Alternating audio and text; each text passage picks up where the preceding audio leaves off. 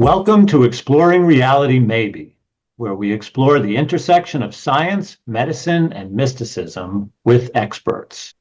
In today's episode of Exploring Reality Maybe, we have a very special guest, Dr. Eva Selhub. Dr. Selhub is a globally recognized expert in resilience, leadership, and well-being. She spent nearly 2 decades on the faculty at Harvard Medical School and served as the medical director of the Benson Henry Institute for Mind-Body Medicine at Massachusetts General Hospital. Dr. Selhub has authored 6 highly influential books on topics such as resilience, stress management, and the connection between nature and the brain. Her work has been featured in major publications like the New York Times and on platforms such as the Dr. Oz Show. In this wide-ranging interview, we discuss Dr. Selhub's career in medicine, her shift toward mind-body interactions and spirituality, and the limitations of the current medical and educational systems. The discussion also focused on the complexities of human resilience, the importance of executive coaching, the need for a holistic approach to truth and resilience, the role of leaders in integrating personal well-being into their work, and finally on the importance of self-compassion and self-regulation tools. Welcome to Exploring Reality, Eva. To kick things off, let's explore how you came to medicine. Could you share an early memory or an experience that inspired you to be attracted to the medical field generally, but also more specifically, how did you end up focusing on mind-body interactions and spirituality? Well, it's a really good question because it sort of evolved. One, when I was younger, I wanted to be medicine woman. I was always intrigued by that. I actually, there was a show, if the listeners are older than younger, they won't remember this, but 1976, there was a show called Isis. I think it predated Wonder Woman.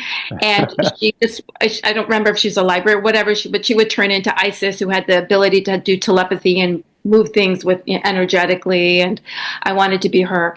And then my father's also a scientist, grew up around doctors, hospitals, and that was just what I was going to do. There was not really, I never really thought about doing anything else other than medicine. That was just sort of the track. I spent my summers working in labs with my dad, and, science was sort of the way to go. And I was planning on doing a fellowship in pulmonary medicine, which changed in the second year of my residency at Boston City. I had quite a difficult year. I would say the one that's changed the course of my life. I was exposed to HIV through a needle stick exposure, and was in 1996. So I was one of the first people to go on the cocktail of medications to prevent conversion. So you can imagine that it was quite devastating. I had very poor coping skills. I cried a lot. Thought I was going to die, got very sick from the medications, but did a sort of, what are you doing with your life kind of for 6 weeks. And decided that the notion of saving lives was wrong. That we, in the allopathic medicine and Western medicine, and mind you, I didn't really know much about alternative medicine. I just knew that what we were doing was wrong, that our culture of keeping people alive in the ICU when they're clearly need to go, like this patient was really had days left. It's just that it was just part of our culture that we don't know the life and death cycle, and we don't honor it, and there's so much that we don't honor about life. So I thought, I'm risking my life. I don't mind risking my life, but there's something wrong with this system. So I just sort of said, I'm going to figure this out, that there's something else out there. And it was a succession of events that brought me to my knees. My grandfather died. My dog died. Somebody was harassing me. I had to take her to court for harassment. My apartment burned down. I lost everything without renter's insurance. And my father had a heart attack all within 5 months. Oh, my goodness. Needle stick to heart attack was 5 months. Wow. So, yeah. So needless to say, that brought me to my knees. I was profoundly depressed. I didn't want to live anymore. I had no energy. I walked around like a robot for 5 months. Just not living, just existing, living at my parents' house until I could afford to get myself together and get back into an apartment. And one day I woke up after going out to dinner with a friend, And I realized I was asking the wrong question. I was asking myself, why me? Why me? Why me? I've done everything I was supposed to. I've been, I thought I was a good person. Why am I being punished? Why me? And I said, that's the wrong question. The real question is, why not? Why not me? Nature just as soon lets a forest fire burn as a flower bloom. It's not personal. Devastation happens. Life happens. It's how we react to it that matters. And you need to figure what's going on with you, that you have this belief that you're being punished. Where did that come from? That you believe that you're not worthy. Where does that come from? And there's so much more. So much more. And so that's when I started working at the Mind Body Medical Institute, because had gotten a job as a primary care doctor at a Harvard affiliated hospital. So I started volunteering there, and then they asked me to be their medical director.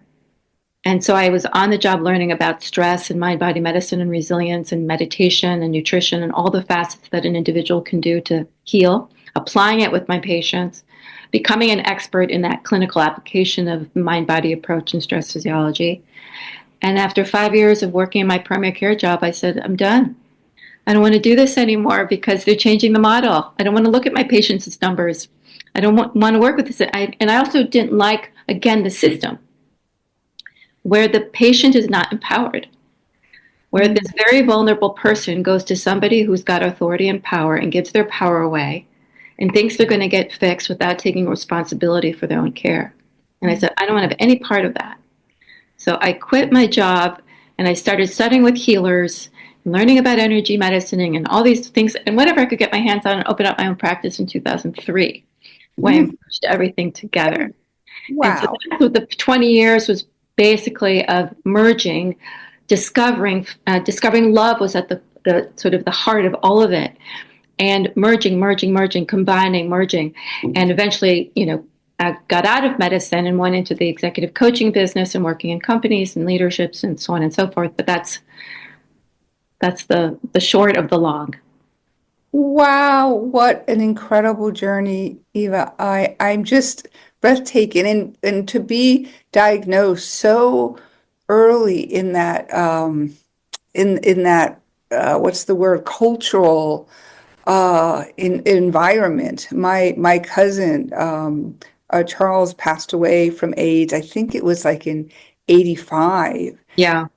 You were so early in that. And I mean, I'm curious about in those early days, with when they didn't really quite have the cocktails figured out, and they didn't have now they have the commercials where, oh, you can take this, and there's, way back then, there were years of stigma and years of not really having the quite the right medications. I wondered how you dealt with resilience during those 4 or 5 or 6 or 7 years as the AIDS epidemic unfolded.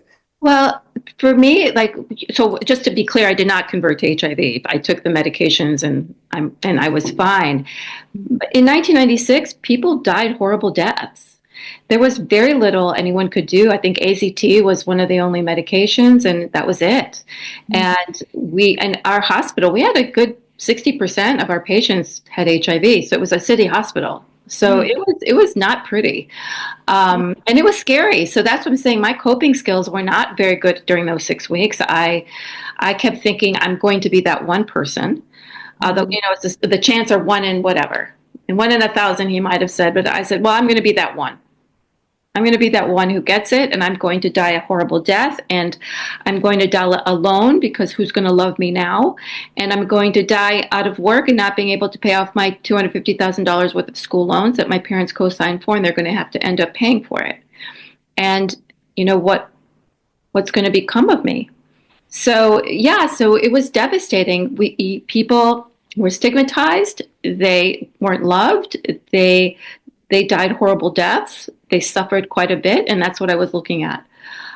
Again, fortunately, after 6 weeks, my test came out negative and continued to come out negative thereafter. However, and I thought, okay, I'm out of the woods now, and I'm going to fix my life, and I'm going to be a better person. I'm going to change the way I do things. And then my grandfather died, and then my dog died, and and every time I pulled myself by my bootstraps and said, I'm going to change the way I look at things, and I'm going to learn from this, and this was an opportunity for growth.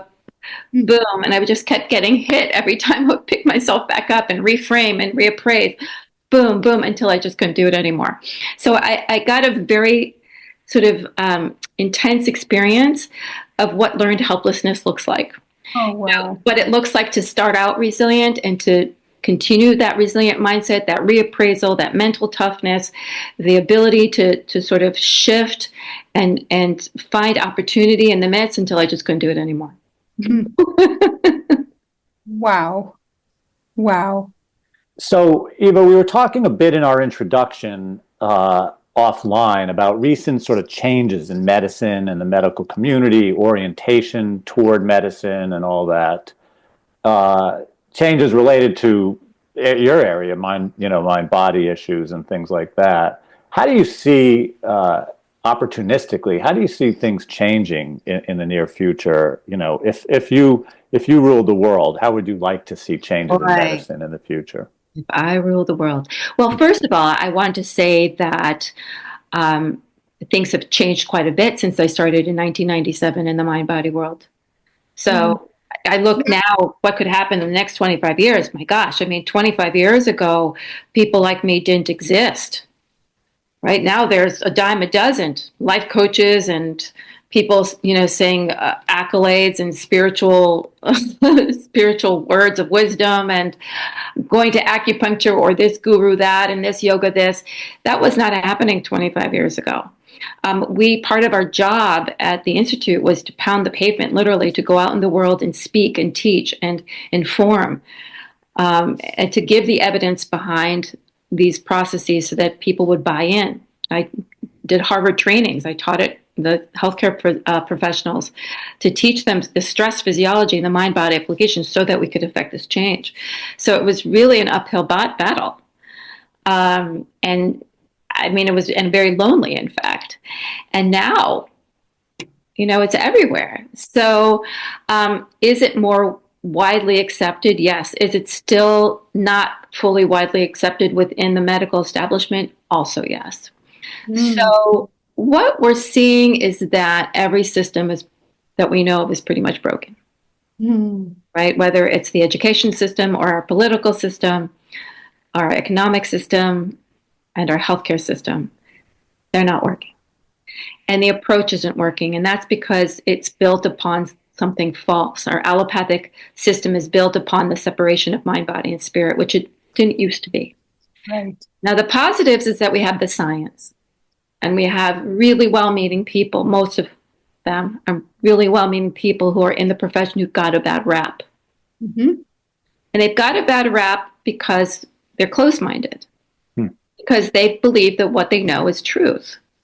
But again, I think I gave like this sort of analogy of, you're in a team. This is my math team, and you've got 4 people in the team, and they're all sitting behind each other. And the first person answers the first part of the question, and then they give that answer to the person behind them. Then they have to continue, and the last person then finishes the problem, like a relay race. However, unlike running, if that first person, or it is like running, if the first person stumbles, then the other people have to make up for it in the run. But in a math problem, it doesn't work that way. If there's any part of that answer that's false, everything after that is built upon it. So it's built upon falsehood. So if Descartes is separating the mind and body and spirit from the get-go, then everything that's built upon it doesn't matter how good the science is incomplete. And then the attitude is incomplete. And again, this notion of a very vulnerable person coming for you to help, it's an important responsibility as opposed to a shared responsibility. And we see this also in the spiritual world in healers, and so that model in general, I would like to see change. So I'd like to see the model change to one of co-value. What do I mean by co-value? In that we see value everywhere. Not me versus you or us versus them. It's saying, where's the value here? How do we shift our reality to include it all into what actually works for individual well-being? Let's taking in the environment, taking in science, taking in beliefs, taking in spirit. How can we take all this information that we've acquired up until now, also knowing that there is so much more that we don't know, that there's this quantum reality that we can reimagine health and well-being. then how can we then reimagine that and allow it to be a work in progress rather than a closed system? Co-value. Oh, I love that word. I just made it up. I love that. It's so beautiful. It reminds me of back when Obama was running, I think in his first election, Colbert and Jon Stewart had that word. Colbert had that word truthiness, and David and I are actually going to do a lot of work around that, like this spectrum of truth, and it's a truth based on an individual's individual perspective, and then what is a collective perspective around it, like in medicine. Like, I think when we have a more generous holistic attitude that includes allopathic and spiritual and mystical and quantum and all of that, I think it's a more holistic perspective on what truthiness could be. And so with that in mind, I'm curious about sort of like the Darwinian question of, is this in our nature to be resilient? Like, is it something that we're born with? Is it survival of the fittest? Because look at what you've gone through, and I'm curious about what you think about that. Yeah, and there's actually there's information on this as well. So I think, like most things, it's both, right? It's nature and it's nurture. So, and first and foremost, being human and getting this far in life, or any far in life, means you're resilient, because life is hard. It's meant to be. It's not easy. Just getting out of the womb is hard. Okay. Even for that sperm to meet the egg and make an embryo is hard. Only 25% chance. There's a 25% chance in healthy young adults that a baby's going to happen. So, and thanks to modern medicine, our ability to survive and be alive and has improved. But again, that mere fact that we get to a certain age, it means that we are inherently born with the ability to adapt to life stresses. Having said that, some people are better at adapting than others genetically. They have genetic predisposition for better adaptation of their stress response, right? Whether it's neuropeptide Y or the COMT gene that affects the neurotransmitters levels, or BDNF, which affects anxiety and how we approach things, or the hypothalamic pituitary adrenal axis. So they're finding that there are genes that affect resilience in how we approach and adapt to stress. Whoa. So yes, that is in existence, and we're discovering that. Having said that, we also have the ability to learn resilience, to acquire it, to develop it, to cultivate it. Just like, as Martin Seligman says, we can also learn helplessness. That's why I sort of gave that example. So I definitely know that I was born with resilient predisposition versus, let's say, my family, somebody else in my family. However, I also learned helplessness over time, just getting knocked down over and over again. So for me, resilience is a spectrum. Okay, so just like Greg Glassman from CrossFit also calls it a health spectrum, right? That you have this illness, wellness, fitness. And for me, that's burnout, sort of wellness, well-being, and fitness, or flourishing. That's sort of the spectrum of resilience. So everybody, to a certain extent, is resilient. It's where are you on the curve, right? Most people are over here, actually, closer to burnout nowadays, because they don't have the coping mechanisms to maneuver stress, to utilize stress to their advantage. Like an athlete utilizes stress to their advantage to become fitter.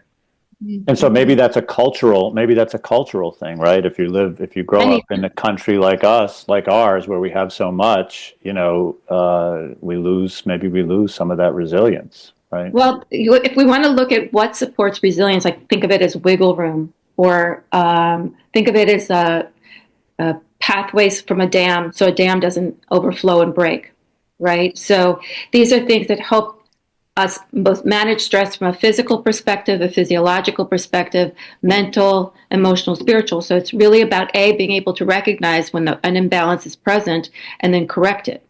That's adaptation.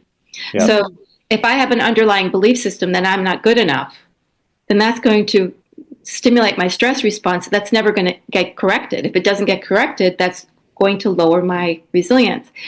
If I'm constantly eating nutrient empty, I can't find the word, but Deficient. Deficient. Nutrient That's the deficient. word. Yes. Brain was deficient at that moment. Nutrient deficient foods that are inflammatory and toxic, then my body is under duress and inflamed, and the stress response is activated constantly. That's going to lower my resilience.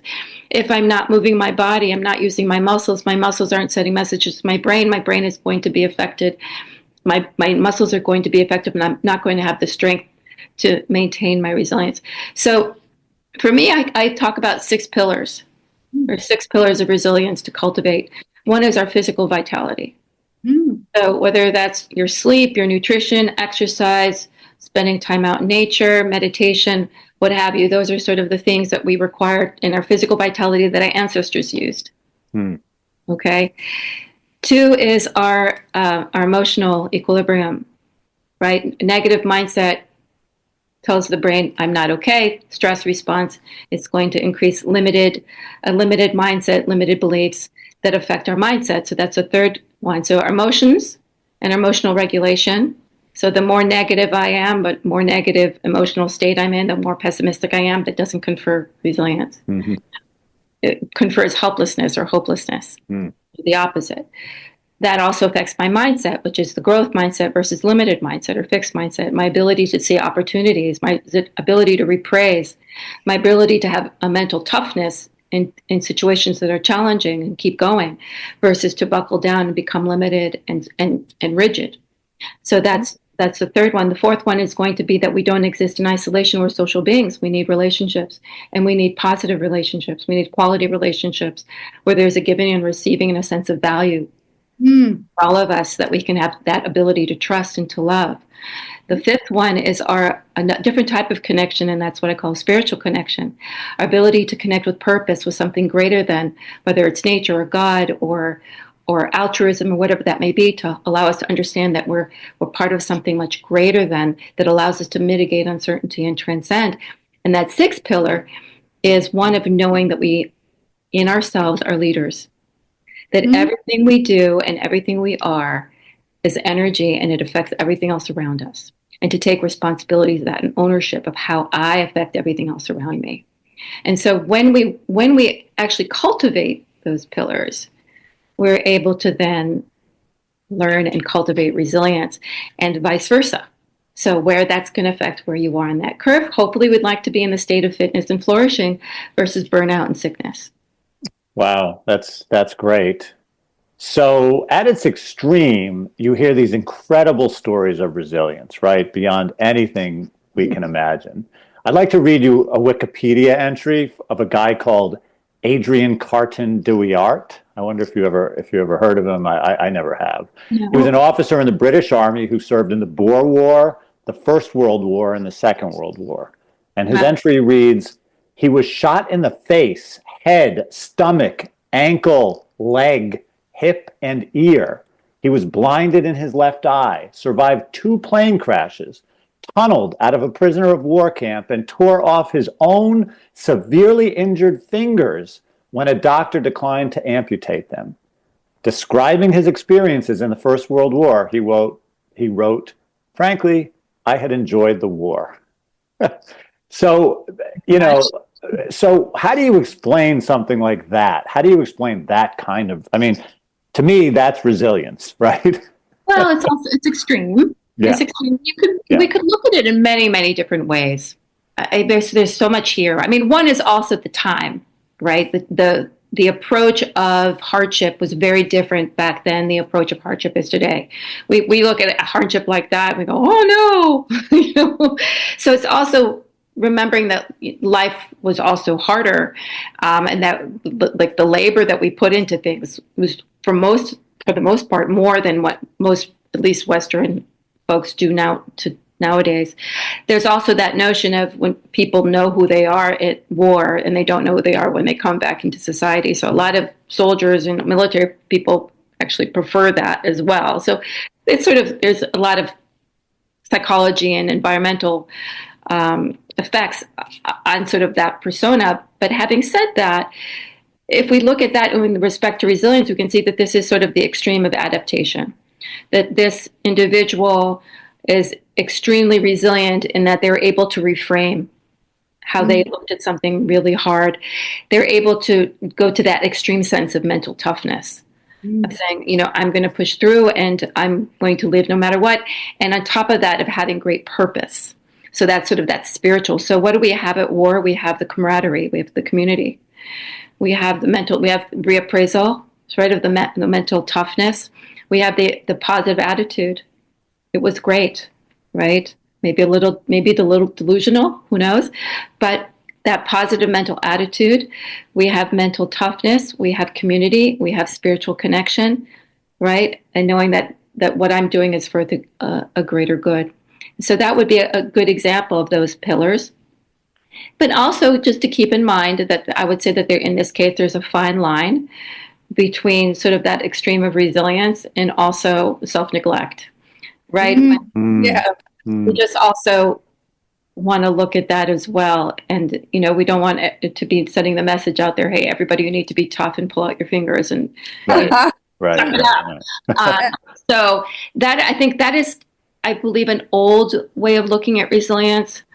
Sort of the old soldier kind of and go. And I feel that there is a softer way of looking at resilience that actually can result in flourishing. And, you know, whether or not there's damage to our body or what have you through the difficulties, it's also recognizing being able to have a lot of self-compassion for how hard it actually is. So as wonderful as that is as an example, I think it's also not realistic, and it's also not helpful because burnout, the core of burnout is loss of self-compassion. To really have compassion for how hard it actually is, and to allow yourself to be vulnerable, to be able to get help from others and support from others, also allows you to be resilient and be strong. Yeah, I love what you said about, you know, it's funny, it's so obvious, but I really love what you said about really making this particular to war. And you know who I think of is Sebastian Junger. Right, Sebastian Junger, with all his you know, how he embedded, and he was a journalist, and he had a lot of trouble when he came back, right? So I really think that your point about making this very particular to warriors, and that's not so magical, right? These guys, you know, have a lot of problems too. Although it's incredibly admirable, you know, their ability and their resilience, but it's not a magic bullet.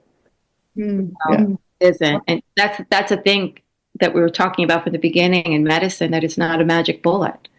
You know, every individual is different, and we have some similarities, but, you know, it's not like an evidence, even the science of the evidence base, it's based on a certain population. It's not on everyone. So it's even the science we're basing our medicine on is based on non-truth, not a full truth, if you will. You know, it's a lot of the research is done on white men and not done on women, not done on people of color and that sort of thing. So we're basing these randomized controlled studies on a subset of the population. So even that we have to question. So I'm curious about this because I've seen some of the studies where twins or siblings are raised in the same environment, same, let's say, abusive environment or, you know, sexual abuse, physical abuse. And one of the siblings will thrive and move on and get therapy and figure it out.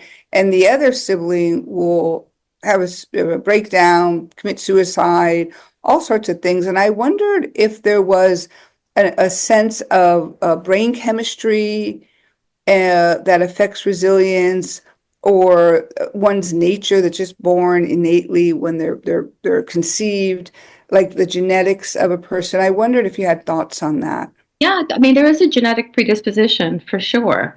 And then that's going to lead to the tendency of how one then perceives a difficult situation, and then what one does about it. So we see that all the time in all kinds of situations where both a genetic predisposition leads to a certain outcome, but also then how that person's nurtured or lack thereof can lead to a certain outcome, and depending on whether or not that gene is turned on or off. So it's sort of how nurture affects nature. Mm. And brain chemistry itself. That's the nature part. That's the nature part, is brain chemistry. So that the environment in affecting brain chemistry is both genetic predisposition, but then also the environment of that brain chemistry. So like the foods that you're eating are affecting brain chemistry. The microbiome is affecting brain chemistry. So that's why I'm saying the nurture part is more than just the abusive environment. It's everything in the environment that can affect that chemistry and how that gene expresses itself, and the psychoneuroimmunology thereafter. So this brings us, Eva, to your blog on stepping outside one's emotions to regulate your physical and emotional reactions. So, boy, how on earth do we do that? It sounds right when you hear that. So, just step out, right? Just step out, and you'll be great. How do we do that? How do we do it when anger or anxiety takes over our ability to be resilient? And I suppose this is a lot of what you teach, but maybe you can give us a little encapsulation. Well, absolutely. Well, first of all, there's no just. I think it's really, and I just said this before, I really want to emphasize not to minimize any of this. I like to say, if this was easy, I wouldn't have a job. So it's not easy. And the thing is about our negative emotions is they're meant to keep us alive. Our negative emotions existed because when we lived in the wilderness and there were predators, we needed our negative emotions to ensure that we got out of harm's way, and that we remembered that. We remembered what happened before so that we wouldn't put ourselves in harm's way again in the future. That's what anticipatory stress happens. Robert Sapolsky wrote a great book, Why Zebras Don't Get Ulcers, because they don't anticipate. They don't die, they move on. But we don't die, and then we keep thinking about it and think about, how do I prevent that from happening again? And the beauty of that is that's what leads to inventions. That's what leads to creativity. That's what leads to all these beautiful things that we come up with. But at the same time, we're still holding on to some of that anxiety. So there's not just a just. It's about honoring. So it's honoring that anger or fear or sadness or any one of those emotions are there for a reason, just like hunger is there for a reason. So first, it's changing the way our narrative around emotions and how we look at ourselves and look at our body, understanding that the body is letting us know when we're out of balance.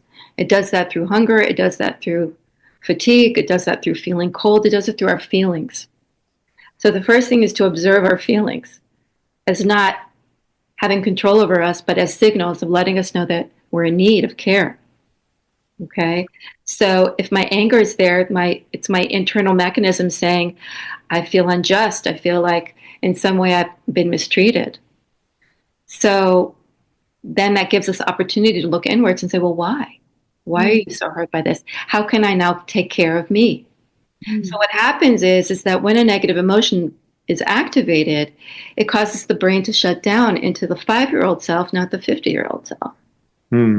Fight or flight of how can I protect? How can I defend? How can I stay alive?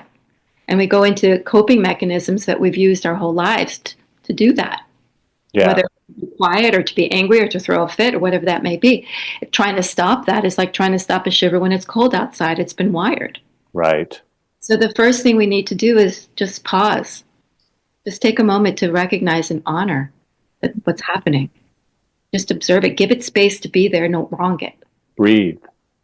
Well, the first step is pausing. Next one is bring the nervous system into safety mode. Okay, so that stress response is activated because the internal being feels unsafe.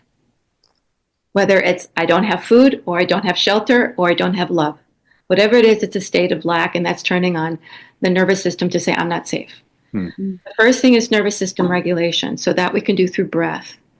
We can do that through tapping, through going for whatever that. There's many different techniques that allow us to regulate that nervous system. Breathing. The third step is self-compassion. Because what the system is saying is, I'm not okay, I'm not loved, I'm not safe. So let's say, I'm okay. This is okay that I'm feeling this way. It's very important. So pausing, stress regulation, nervous system safety, Right.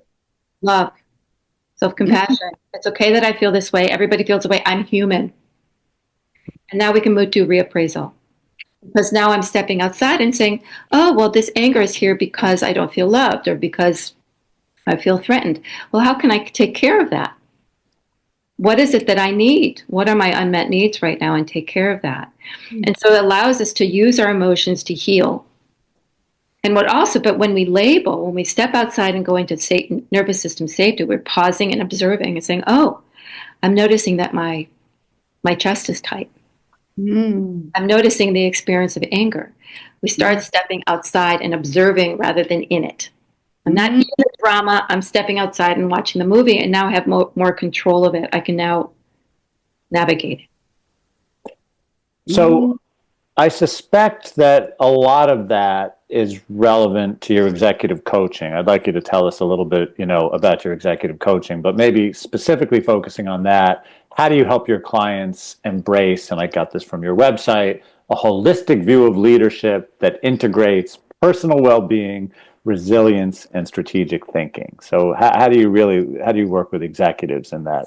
Sure. Yeah. It's a great question because it's really the reason I went into working with executives, because that's people spend most of their time at work. So if we can change the culture at work, maybe we can, get healthier and happier people. So that's why I moved to work with leadership. And the thing is like they're that sixth part of that sixth pillar of being the leader. So everybody has influence over others. Some people are pebble and some people are boulders. But either way, we have influence. And so these leaders are boulders. So for them to know that the way you feel and the way you react is affecting everything else around you. And it's affecting your direct reports. It's affecting communication. It's affecting decision-making. It's affecting your well-being. It's affecting your relationships at home. And it's affecting your ability to adapt when challenges will come your way, whether they're financial or otherwise. You won't be able to be innovative or creative and really think ahead to be able to grow and grow your imagination of what's possible. And what keeps people from doing that are their negative emotions. And the negative emotions that trigger negative beliefs that then affect communication, creativity, innovation, and so on and so forth. So you can see that by teaching them, by supporting them to, have self-compassion, because who does a leader talk to? Right? It's like a parent, who do they talk to? To know that they're being heard, to know that there's nothing wrong with them, to know that they don't have to be perfect, and to teach them self-regulation tools so that they can then lead better and also teach their direct reports how to do things differently. It changes how they do their meetings.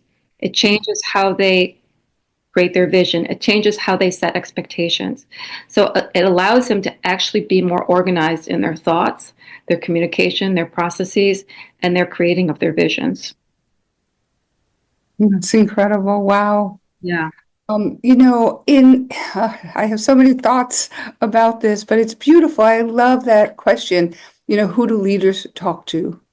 I think it's so important right now for people to invest in themselves as leaders. And I think it's especially important for social activists, for people who are really trying to transform society, to not give so much of their time, their efforts, their self away, and to take care and nurture themselves so that they could lead better. We always ask our guests in our interviews about the ego. Mm-hmm. We ask this because it's sort of fundamental to how we are in the world and who we are in the world. And I'm super curious about your thoughts about the ego as it relates to resilience and as it relates to, how we can address what's going on in the world right now. Mm-hmm. Yeah, I think it's a really good question. I know a lot of spiritual traditions say to get rid of the ego. And I say, don't get rid of the ego. You can't. As long as you're alive and you're in human form, you have an ego. So let's use it to your advantage. It's sort of like stress. It's part of my humanness.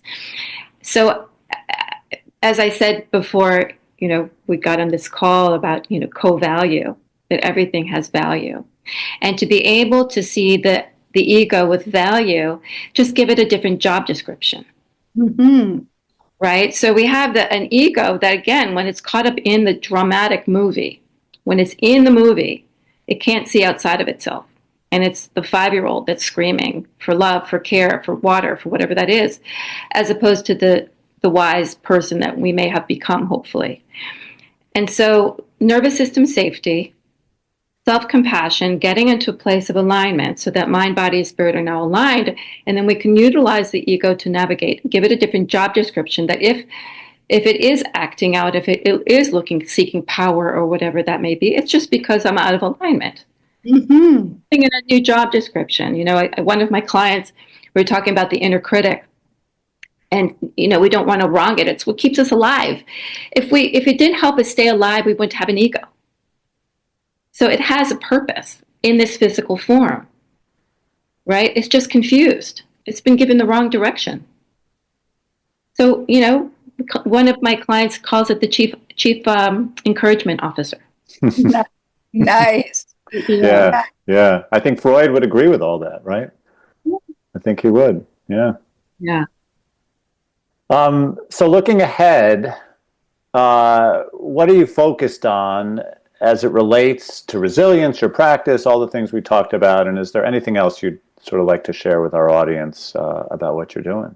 Yeah, I'm focusing on, I just turned 57. So I'm focusing on the next chapter, which is sort of the legacy that gets left, after, whether something happens in my lifetime or not. And I'm, focusing on coaching and finding leaders who want to work with me, I don't even like to call it work. I call it freedom. I'm in the freedom business. I call it freed up from what's binding us, to do collaborations with others who are interested in affecting change. And I really want to keep working on changing the narrative of how we look at things.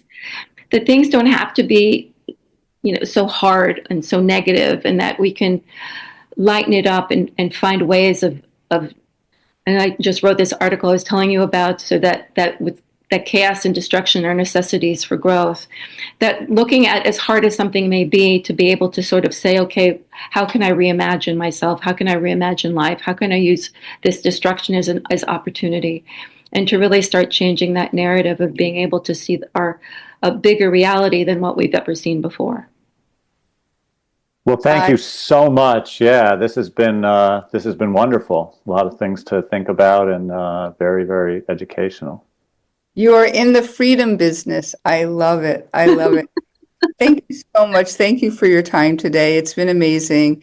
There's so many people I want to share your work with, and we will put your show notes. You'll be able to find details on how to reach Eva and her website, and all of her work will be there. And so thank you again. Thank you so much. Thank you so much for having me. It's been fun.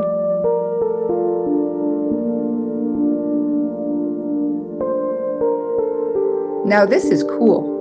The music you have been listening to is actually my consciousness in motion. To create this hypnotic music, Marsha Britskaya of Nextvox and her team connected musical notes to the frequency of my brainwaves from gamma to delta. The team at Nextvox will be exploring how listening to your own brainwaves can provide health benefits, from reducing your blood pressure to calming anxiety. Visit our show notes to learn more about Nextvox. Exploring Reality Maybe is written, produced, fact-checked, and edited by Jody R. Weiss and David Schwartz. Research support is provided by Semicolon Connects. Music produced by Nextvox. Visit our website at exploringrealitymaybe.org to find show notes, transcripts, bios, and to learn more. If you like the show, please visit our website to donate.